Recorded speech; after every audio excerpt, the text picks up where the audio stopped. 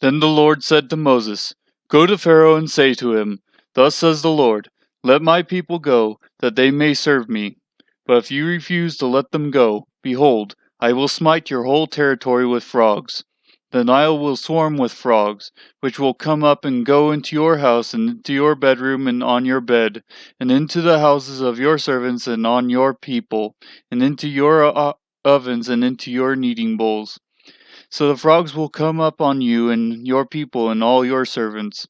Then the Lord said to Moses, Say to Aaron, Stretch out your hand with your staff over the rivers, over the streams and over the pools, and make frogs come up on the land of Egypt.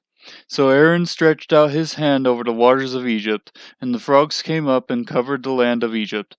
The magicians did the same with their secret arts, making frogs come up on the land of Egypt.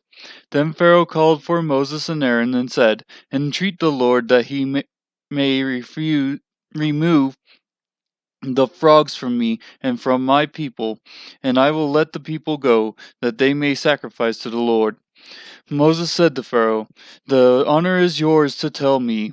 When shall I entreat for you and your servants and your people, that the frogs be destroyed from you and your houses, that they may be left only in the Nile?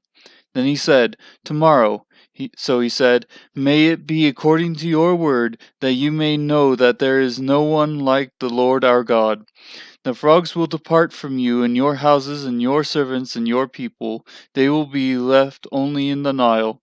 Then Moses and Aaron went out from Pharaoh, and Moses cried to the Lord concerning the frogs which he had inflicted upon Pharaoh. The Lord did according to the word of Moses, and the frogs died out of the houses, the courts, and the fields. So they piled them in heaps, and the land became foul. But when Pharaoh saw that there was relief, he hardened his heart and did not listen to them, as the Lord had said. Then the Lord said to Moses, Say to Aaron, Stretch out your staff and strike the dust of the earth, that it may become gnats through all the land of Egypt. They did so, and Aaron stretched out his hand with his staff and struck the dust of the earth, and there were gnats on man and beast. All the dust of the earth became gnats through all the land of Egypt.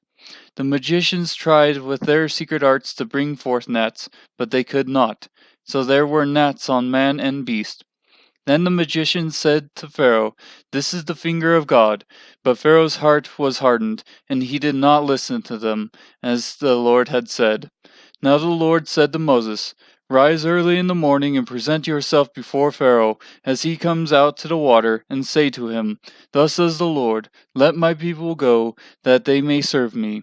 For if you do not let my people go, behold, I will send swarms of insects on you and on your servants and on your people and into your houses, and the houses of the Egyptians will be full of swarms of insects, and also the ground on which they dwell.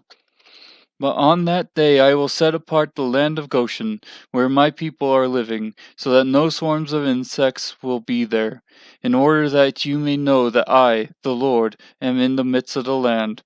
I will put a division between my people and your people. Tomorrow this sign will occur. Then the Lord did so, and there came a great swarms of insects into the house of Pharaoh and into the houses of his servants, and the land was laid waste because of the swarms of insects in all the land of Egypt. Pharaoh called for Moses and Aaron and said, Go, sacrifice to your God within the land.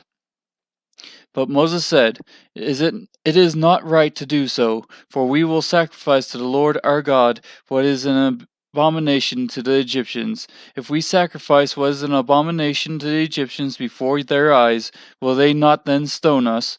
We must go a 3 days' journey into the wilderness and sacrifice to the Lord our God as he commands us. Pharaoh said, I will let you go, that you may sacrifice to the Lord your God in the wilderness. Only you shall not go very far away. Make supplication for me.